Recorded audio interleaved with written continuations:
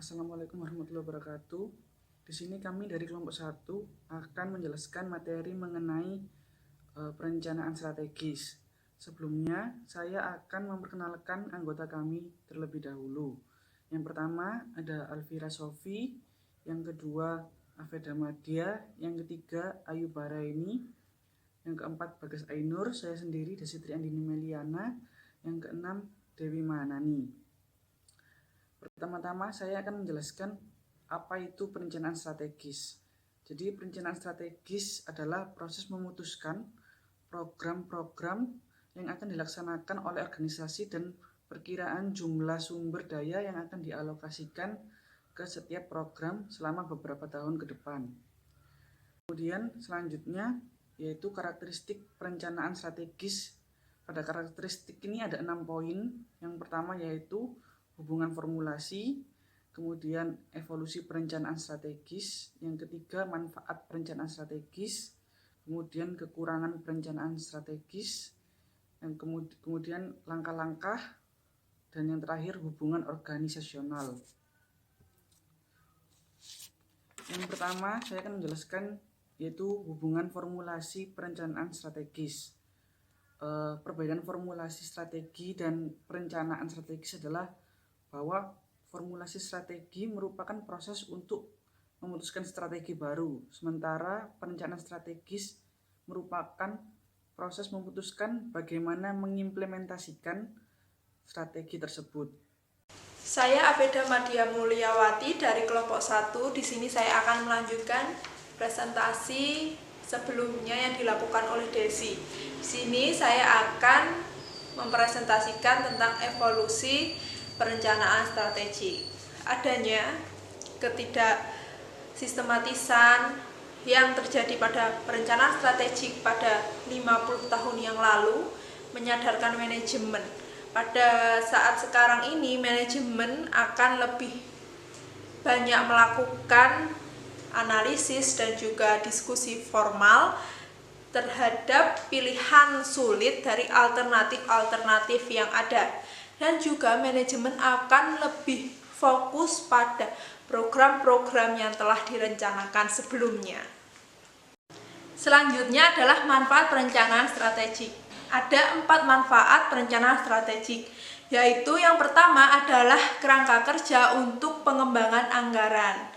Perencanaan strategik ini memfasilitasi formulasi dari anggaran operasi yang lebih efektif. Dan yang kedua adalah mekanisme untuk memaksa manajemen memikirkan jangka panjang.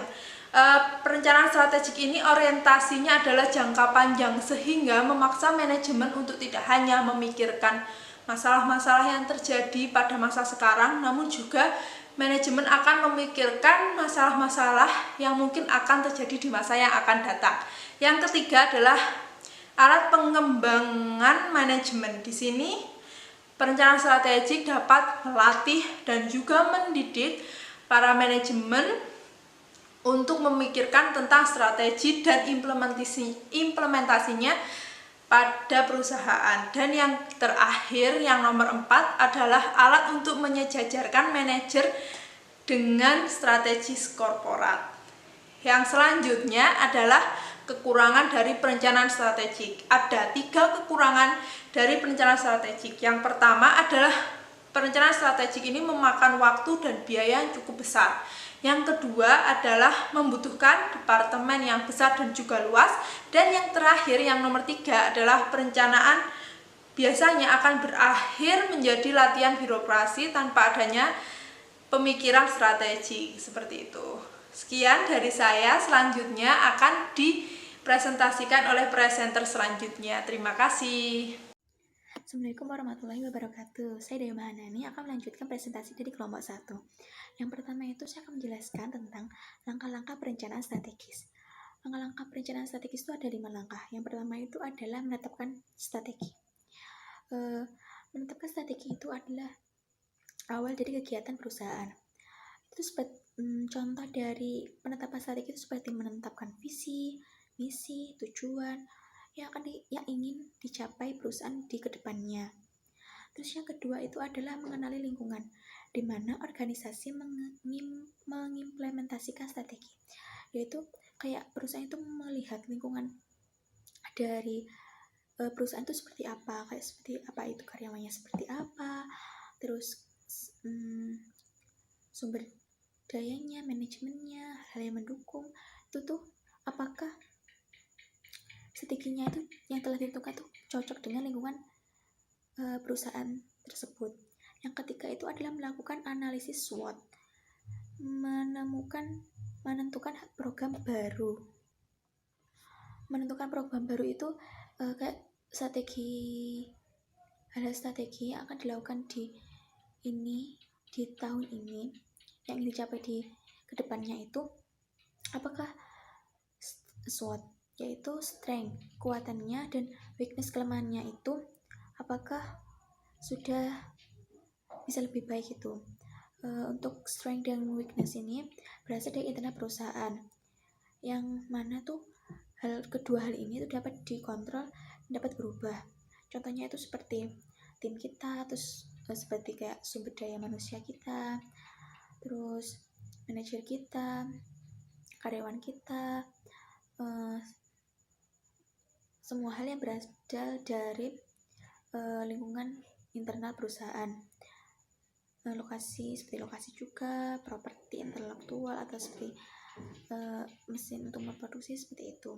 Terus yang opportunity, peluang, dan untuk ancaman itu tuh berasal dari eksternal perusahaan. Hal itu tuh kita tidak bisa mengendalikannya. Kita hanya bisa memanfaatkan peluang dan juga melindungi dari ancaman. Tetapi kita tidak dapat mengubahnya. Contohnya itu seperti pesaing, bahan baku, dan belanja pelanggan. Untuk yang keempat itu adalah menyiapkan semua faktor-faktor penunjang seperti SDM dan dana, kayak semua hal yang dapat menunjang kegiatan perusahaan itu menjadi lebih baik.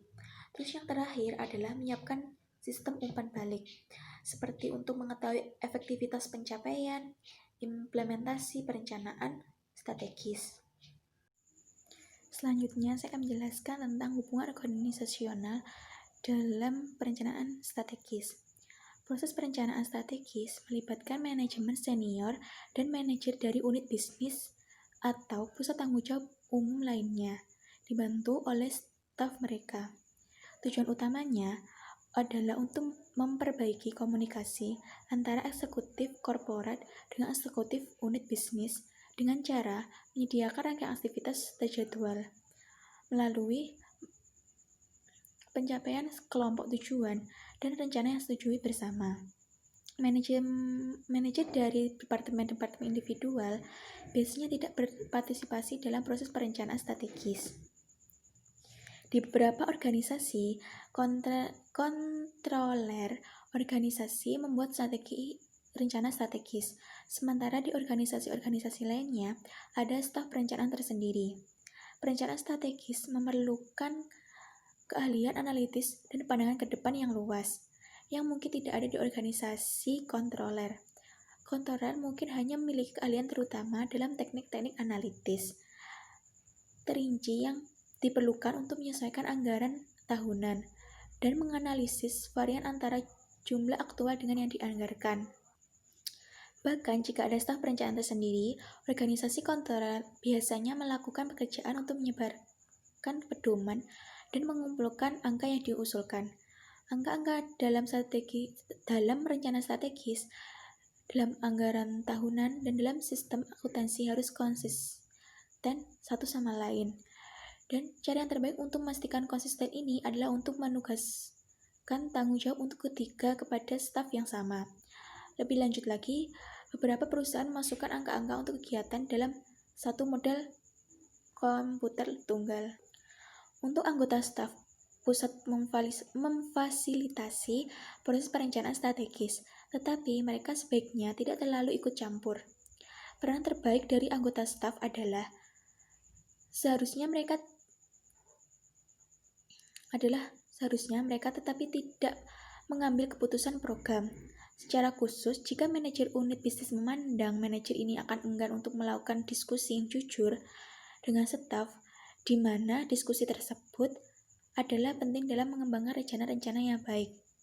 Manajer unit bisnis tentu saja memiliki staf mereka sendiri yang dianggap setia pada mereka. Terima kasih presentasi dari saya. Selanjutnya akan diteruskan oleh teman saya. Assalamualaikum warahmatullahi wabarakatuh. Saya Bagas Ainul Rizky dari kelompok 1 ingin melanjutkan presentasi dari presenter sebelumnya. Selanjutnya di sini saya akan mempresentasikan tentang menganalisis program baru yang akan diusulkan. Menganalisis program baru yang akan diusulkan. Nah, ide-ide untuk mendapatkan program baru yang akan diusulkan tersebut bisa dari berbagai sumber dalam organisasi, dari CEO, dari staf perkantoran pusat, dan dari berbagai bagian organisasi yang beroperasi. Keberhasilan suatu perusahaan untuk menemukan dan mengimplementasikan program-program baru dari berbagai sumber membutuhkan suatu sistem yang lebih fleksibel dan reseptif. Sistem tersebut harus menyediakan langkah-langkah dan evaluasi menyeluruh dari hasil setiap langkah sebagai dasar untuk membuat keputusan pada langkah berikutnya. Nah, menganalisis program baru yang diusulkan terdapat dua langkah. Yang pertama, analisis investasi modal, dan yang kedua, program untuk analisis. Program yang pertama, analisis investasi modal, itu berisikan teknik-teknik investasi modal adalah untuk menemukan yang pertama nilai sekarang bersih dari proyek. Artinya kelebihan nilai sekarang dari estimasi arus kas masuk terhadap jumlah investasi yang diperlukan. Nah, yang kedua, tingkat pengembalian internal yang implisit dalam hubungan antara arus kas masuk dengan arus kas keluar. Assalamualaikum warahmatullahi wabarakatuh. Perkenalkan, nama saya Alfira Sofi. Saya akan menjelaskan tentang analisis investasi modal atau beberapa pertimbangan yang berguna dalam mengimplementasikan sistem evaluasi pengeluaran modal. Nah, yang pertama itu aturan-aturan. Nah, jadi biasanya perusahaan ini mempublikasikan aturan dan prosedur untuk persetujuan usulan pengeluaran modal dengan berbagai besaran. Nah, kalau untuk yang pengeluaran yang kecil ini bisa disetujui oleh tingkat manajer pabrik saja, bergantung pada total jumlah yang telah ditentukan dalam 1 tahun.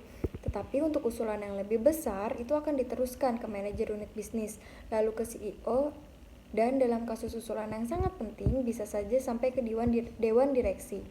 Nah, aturan tersebut itu berisi pedoman untuk membuat usulan dan kriteria umum menyetujui usulan. Misalnya, usulan penghematan biaya yang kecil mungkin memerlukan maksimal periode pengembalian selama 2 atau 3 tahun. Nah, kalau untuk usulan yang lebih besar, biasanya ada tingkat pengembalian minimumnya. Lalu ada model. Nah, selain model pembuatan anggaran model yang mendasar, ada teknik spesialisasi seperti analisis risiko, analisis sensitivitas, simulasi, perencanaan skenario, teori permainan, model penetapan harga opsi, analisis klaim kontijen, dan analisis diagram pohon untuk pengambilan keputusan. Lalu yang terakhir adalah menghindari manipulasi. Nah, para pengusul yang mengetahui bahwa proyek mereka dengan nilai sekarang yang negatif kemungkinan besar tidak akan disetujui, tetapi bisa saja mereka nekat bahwa proyek tersebut harus tetap diambil. Nah, dalam kasus tersebut, mereka mungkin membuat usulan menjadi menarik dengan cara menyesuaikan estimasi awal, sehingga proyek tersebut memenuhi kriteria numerik. Mungkin dengan membuat estimasi yang optimis atas pendapatan penjualan atau dengan mengurangi penyisihan untuk kontingensi dalam beberapa elemen biaya. Salah satu tugas yang sulit dari analisis proyek adalah untuk mendeteksi manipulasi semacam itu. Lalu ada pengaturan untuk analis. Nah, satu tim mungkin mengevaluasi usulan yang besar dan luas. Proses tersebut mungkin memerlukan waktu setahun atau bahkan lebih. Nah, untuk usulan yang kecil ini, sejumlah diskusi terjadi antara pengusul dan staf kantor pusat. Beberapa eksekutif fungsional maupun lini menandatanganinya sebelum diserahkan ke CEO. Lalu CEO mungkin mengembalikan usulan tersebut untuk dianalisis ulang beberapa kali sebelum disetujui atau ditolak proyek tersebut. Nah, tidak ada jadwal tetap untuk menganalisis usulan investasi apabila sumber daya masyarakat tersebut langsung menganalisis. Nah, proyek yang disetujui dikumpulkan selama 1 tahun untuk dimasukkan ke anggaran modal. Nah, batas waktu anggaran untuk tahun depan sebelum awal tahun anggaran. Hai, saya Ayu Bahani Pramesti. Di sini saya akan mencoba menjelaskan apa yang sebelumnya sudah rekan saya jelaskan. Kalau rekan saya tadi sebelumnya menjelaskan tentang bagaimana sih cara perusahaan untuk menganalisis program-program baru mereka yang akan dilaksanakan, maka di sini saya akan mencoba menjelaskan bagaimana sih cara perusahaan itu untuk menganalisis program-program mereka yang sedang berjalan. Untuk menganalisisnya, perusahaan itu membutuhkan bisa menggunakan 2 alat analisis. Yang pertama, analisis rantai nilai atau value chain analysis. Nah, yang kedua, perusahaan bisa menggunakan perhitungan biaya berdasarkan aktivitas atau activity based costing atau ABC, terserah. Nah, 2 alat analisis ini akan kita bahas satu persatu, akan tetapi kita akan bahas terlebih dahulu yang analisis rantai nilai atau yang value chain analysis. Nah, rantai nilai itu apa? Jadi rantai nilai itu merupakan sekumpulan aktivitas yang saling berhubungan atau saling berkaitan antara satu sama lain yang dapat menciptakan nilai bagi pelanggan. Nah, analisis rantai nilai ini dia memungkinkan manajer untuk dapat mengidentifikasikan secara lebih baik keunggulan-keunggulan kompetitif yang dimiliki oleh perusahaan. Nah, secara garis besarnya rantai nilai ini dia bisa terbagi menjadi 2 aktivitas. Ada aktivitas primer dan aktivitas pendukung atau aktivitas sekunder boleh. Nah, yang aktivitas primer ini dia terbagi menjadi 5 poin. Poin yang pertama, pengadaan logistik dalam perusahaan. Poin pertama ini dia berkaitan dengan bagaimana bahan baku produksinya itu dia bisa sampai ke perusahaan, mulai dari pemesanan dan yang lain sebagainya. Pokok intinya bagaimana bahan baku itu bisa sampai ke perusahaan. Dan yang kedua tentang operasi. Dari namanya saja sudah operasi, berarti tentang bagaimana sih bahan baku itu dikelola menjadi barang jadi. Jadi bagaimana prosesnya mulai dari barang mentah menjadi barang setengah jadi menjadi barang jadi. Nah, untuk yang ketiga, pengadaan logistik luar perusahaan. Nah, di sini berhubungan dengan bagaimana perusahaan itu dia memproses dan mendistribusikan atau mengirimkan barang-barangnya kepada pihak customer-nya. Nah, yang keempat, pemasaran dan penjualan. Berarti dia tentang bagaimana perusahaan itu memasarkan atau mengenalkan produk-produk mereka ke target pasar mereka. Nah, yang terakhir ada layanan. Jadi kalau layanan itu berarti dia berhubungan dengan bagaimana sih perusahaan itu dia melakukan atau melayani memberikan pelayanan kepada customer, kepada pemasok atau kepada pihak-pihak lain yang berurusan dengan perusahaan, baik pemerintah maupun masyarakat di sekitar perusahaan. Nah, yang kedua ada aktivitas pendukung. Aktivitas pendukung ini juga terbagi menjadi beberapa poin. Poin yang pertama tentang administrasi umum. Jadi bagaimana sih fokus perusahaan kepada aktivitas administrasinya, tentang perizinannya, tentang pendirian badan usahanya dan yang lain sebagainya. Nah, yang kedua manajemen sumber daya manusia. Jadi dia tentang bagaimana sih perusahaan ini dia meng-hire atau merekrut para karyawan atau pegawai yang akan digunakan perusahaan untuk diajak kerjasama dalam mencapai tujuan perusahaan yang hendak dicapai. Nah, yang ketiga ada riset teknologi dan pengembangan sistem atau R&D, Research and Development Program. Nah, untuk yang di poin ini dia tentang bagaimana perusahaan itu mengembangkan produknya.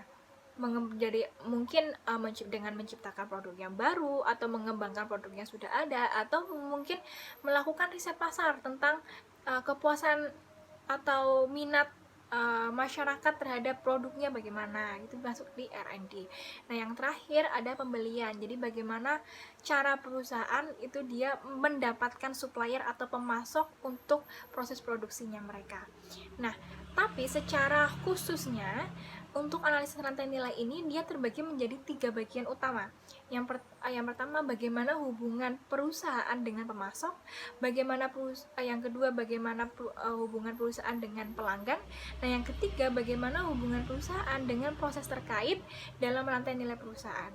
Untuk yang hubungan dengan pemasok, berarti di sini bagaimana caranya perusahaan ini itu dia berhubungan baik dengan pemasok. Jadi bagaimana caranya antara pemasok dan perusahaan mereka sama-sama saling diuntungkan, nggak ada yang saling dirugikan. Jadi perusahaan dia bisa mendapatkan keuntungan, mungkin mendapatkan harga atau harga yang lebih murah dari pemasok, tapi pemasoknya juga nggak sampai yang rugi. Jadi yang pemasoknya dapat mendapatkan keuntungannya maksimal juga. Jadi intinya kedua belah pihak ini sama-sama saling menguntungkan. Begitu pula dengan hubungan dengan pelanggan, bagaimana hubungan perusahaan dan pelanggan ini dia saling sama-sama menguntungkan, gak ada yang saling dirugikan.